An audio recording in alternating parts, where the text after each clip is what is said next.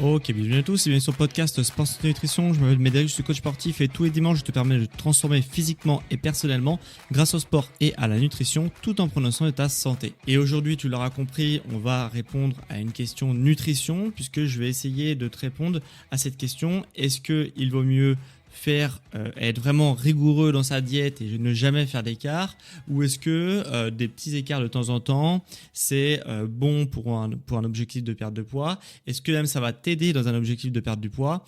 Voilà, c'est un vaste débat qu'il y a sur internet depuis un long moment et c'est assez difficile de se faire un avis tranché sur la question quand on est extérieur au débat, et c'est pour ça que c'est grâce à mes années de coaching sportif à distance, j'ai pu vraiment appliquer ce que j'ai appris, tester différentes approches pour apporter un maximum de résultats toujours plus rapides à mes clients. Et au final, je pense avoir trouvé un équilibre sur comment aborder la question de la perte de poids, comment apporter des résultats rapides et est-ce que c'est bien ou pas bien de faire des excès. Et je vais t'expliquer un petit peu toute la structure que je mets en place avec mes clients pour qu'ils perdent du poids rapidement.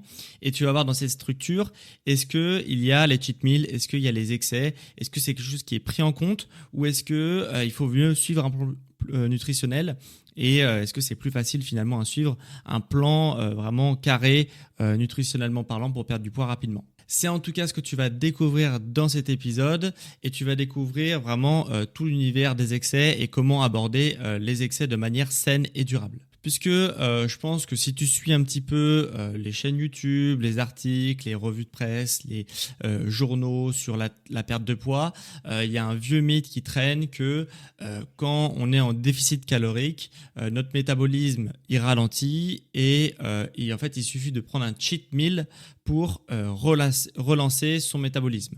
Qu'est-ce que c'est un cheat meal? C'est tout simplement n'importe quoi, ok?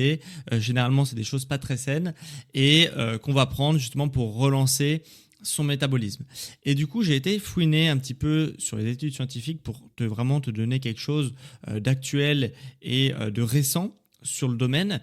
Et dans les recherches que j'ai pu effectuer sur les études scientifiques, il y avait un consensus qui disait que justement si tu faisais un cheat meal à base de produits très très gras avec des mauvaises sources de graisse, par exemple comme des burgers, des pizzas, etc., donc avec des lipides vraiment de mauvaise qualité, eh bien tu n'allais pas forcément relancer ton métabolisme.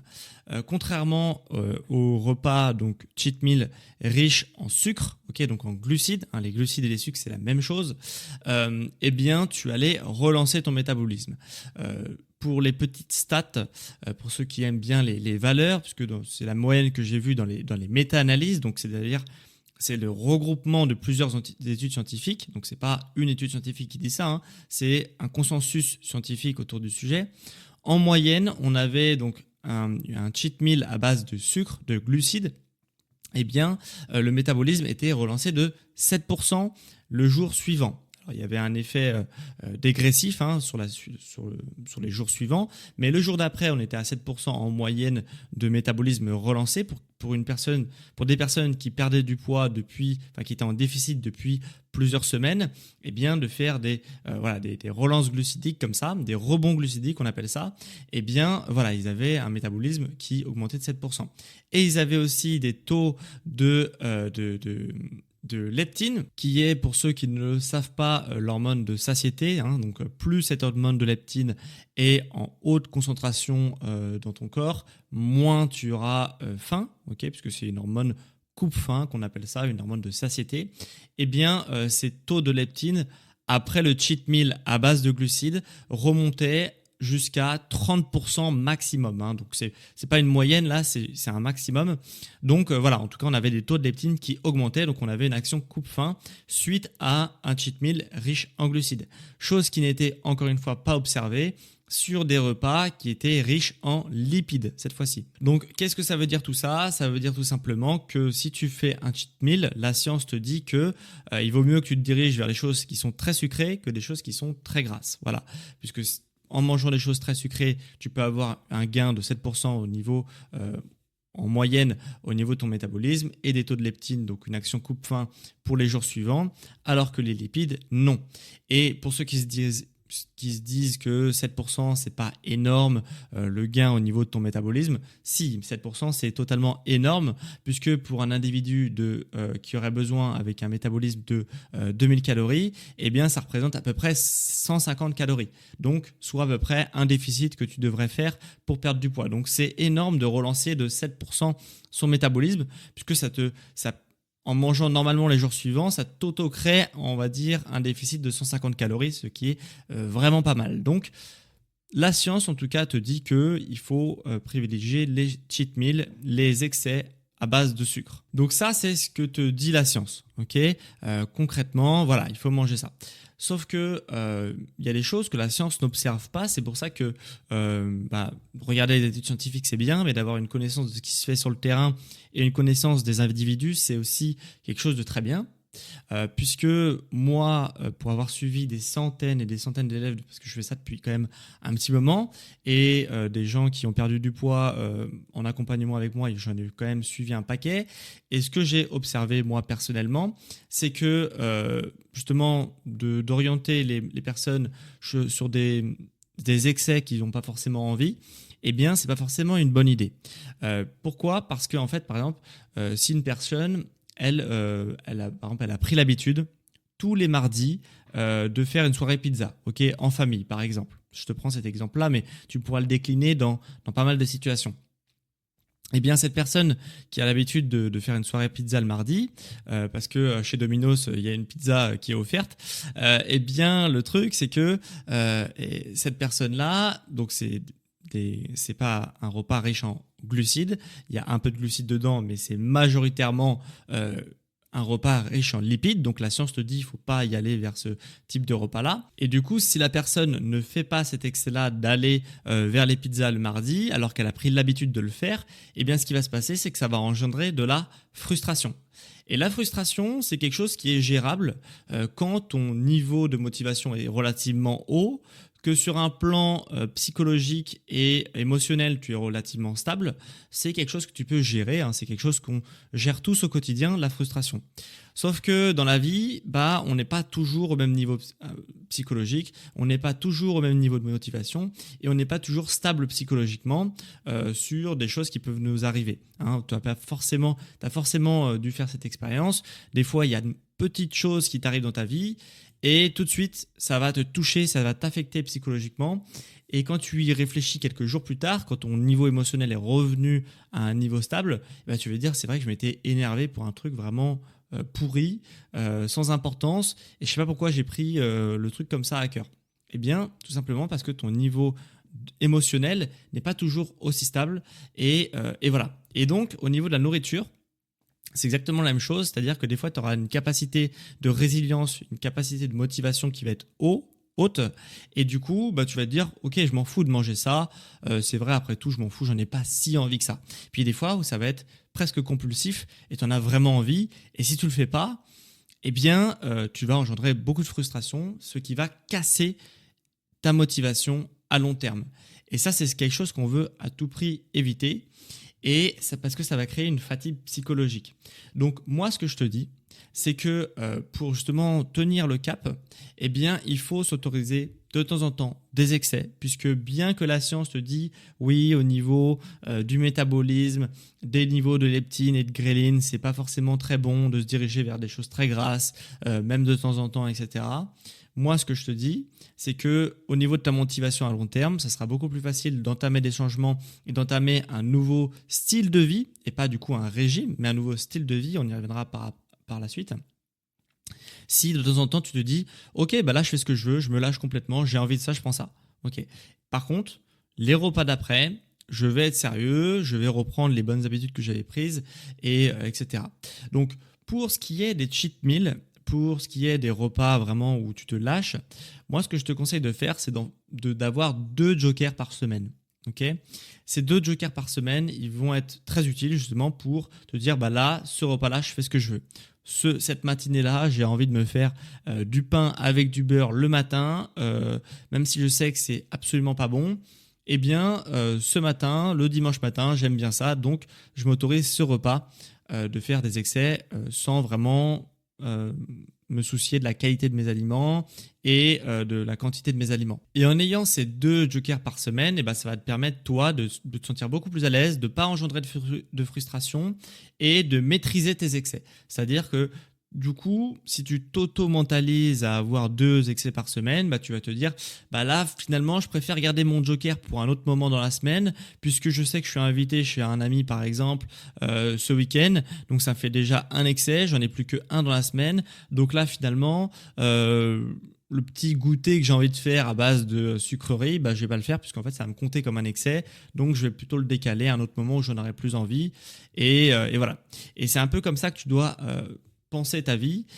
Et pour ceux qui auraient peur de se dire finalement quand je fais un excès tout de suite je vais prendre du poids, tout de suite machin, vraiment c'est quelque chose d'assez grave de faire un excès, etc. Il y a quelque chose à prendre en considération, c'est que avant peut-être que tu avais 5-10 kilos en plus, et comment tu es arrivé à ces 5-10 kilos en plus, et voilà, eh bien tu ne faisais peut-être pas de sport et tu faisais pas du tout attention à ce que tu mangeais. Maintenant, tu as un rythme de vie où tu fais un peu plus de sport et tu fais attention à ce que tu manges dans 95% des cas. Okay, donc, tu as 21 repas dans la semaine 3 fois 7 repas. 3 fois 7 jours, pardon. Donc, ça fait 21. Et dans ces 21 repas, tu en as 19 où tu vas faire attention et 2 où tu ne vas pas faire attention. Est-ce que tu crois vraiment que tes 2 repas où tu vas pas faire attention vont te faire reprendre tout le poids que tu avais perdu auparavant? Bien sûr que non. Tu peux t'en autoriser puisqu'en fait, tu as déjà fait par rapport à avant une amélioration de 19 repas sains versus 2 repas sains dans ta semaine. Donc c'est déjà une amélioration considérable. Donc c'est pas tes 2 pauvres repas où tu vas manger peut-être n'importe quoi, mais ça va être que 2 repas dans ta semaine qui vont te faire reprendre tout le poids que tu avais fait, que tu avais pris auparavant, alors que tu faisais pas du tout attention à ce que tu mangeais. Donc c'est vraiment ça qu'il faut avoir à l'esprit. Il ne faut pas regarder que le négatif, que les excès. Il faut regarder aussi tous les petits ajustements que tu fais au quotidien pour justement avoir un équilibre au niveau nutritif. Et en plus de ça, si tu rajoutes du sport, tu as quand même déjà un style de vie qui est hyper sain et il n'y a aucune raison que tu ne perdes pas du poids sur le long terme. Donc si je dois répondre à cette question, faut-il faire des écarts dans sa diète pour perdre du poids? Oui.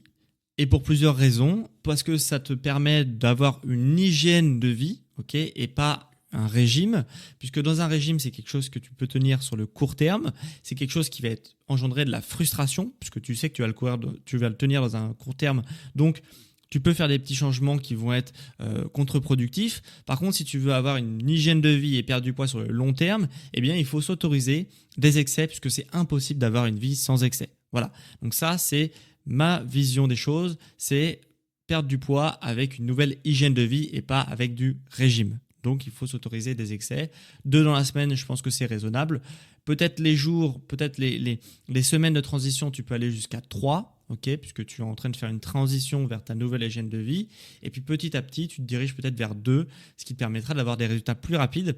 Et ça sera quand même tenable dans la durée. Donc 2 repas, donc pas 2 petits excès, 2 repas complets avec des excès. Donc c'est quand même pas mal. Et en faisant ça, eh bien, tu peux perdre du poids sur la durée et tu vas pas engendrer de frustration et tu subiras pas non plus l'effet yo-yo puisque ça sera tenable dans la durée comme je l'ai dit. Maintenant, si tu veux optimiser tes excès, eh bien, sache que le diriger, comme dit la science, vers les repas riches en glucides, ça sera peut-être un petit peu mieux au niveau de ta relance du métabolisme que sur des repas qui sont hyper riches en graisse, comme les pizzas, comme les burgers, etc. Donc voilà, si tu veux optimiser, la science te dit dirige-toi plus vers les glucides, mais si tu t'en fous, moi je te dis que dans tous les cas, si tu le limites à 2 excès par semaine, en vrai, ça va le faire, ça va pas non plus plomber tout ce que tu as entrepris et tu vas quand même perdre du poids sur le long terme. D'ailleurs, si tu veux perdre du poids et si tu veux être accompagné dans ta perte de poids parce que tu es peut-être un peu perdu et que tu sais pas trop par où commencer et que tu souhaiterais avoir un plan d'action clair et précis sur comment, dans les prochains mois, tu vas perdre du poids de manière simple et durable. Eh bien, ce que je te conseille de faire, c'est de prendre rendez-vous avec moi via le lien en description. J'ai des offres de coaching à distance, sportif et nutritionnel pour perdre du poids. Et la première séance de coaching en ligne avec moi est offerte. Donc, tu as juste à aller sur le lien en description, cliquer sur mes offres, prendre l'offre qui t'intéresse pour perdre du poids. Et justement, on verra un petit peu durant cette première session offerte bien comment on va essayer de perdre du poids d'ici les prochains mois. Et à l'issue de cet entretien, tu repartiras avec un plan d'action concret pour les prochains mois. Et tu pourras aussi te faire accompagner pour appliquer le plan d'action que tu as eu justement avec moi pendant les prochains mois. Donc, tu seras vraiment accompagné et avec un coaching personnalisé, que ce soit sportif et nutritionnel à distance. Donc, si tu veux perdre du poids, voilà, tout simplement, tu cliques sur le lien en description. Donc, j'espère que cet épisode sur la perte de poids t'a plu. S'il t'a plu, n'hésite pas à me le faire savoir. Sache que le plus grand service que tu peux faire pour justement soutenir ce podcast, c'est de mettre un avis 5 étoiles sur les plateformes Spotify ou Apple Podcast, en fonction de si tu m'écoutes depuis un iPhone ou un téléphone Android. Eh bien, tu peux évaluer mon émission avec 5 étoiles. Et sur Apple Podcast, tu peux aussi écrire un avis sur l'émission que je lirai dans le prochain épisode. Et sur Spotify, tu peux répondre à la question de la semaine, généralement une question en lien avec le sujet du jour. Et le sujet du jour, c'est la perte de poids. Donc, aujourd'hui, chez Spotify, tu peux répondre à la question de la semaine qui est combien de kilos tu aimerais perdre dans les 3 prochains mois. Donc, écris-moi dans l'espace questions et réponses de Spotify de combien de kilos tu aimerais perdre dans les 3 prochains mois. Si c'était possible, si tu avais une baguette magique, combien de kilos tu aimerais perdre dans les 3 prochains mois. C'était en tous les cas un plaisir de te faire cet épisode sur la perte de poids. Faut-il faire des écarts dans sa diète pour perdre du poids durablement? Et on se retrouve quant à moi dimanche prochain à midi pour un prochain épisode sur Sport, Santé et Nutrition sur les sportifs intelligents.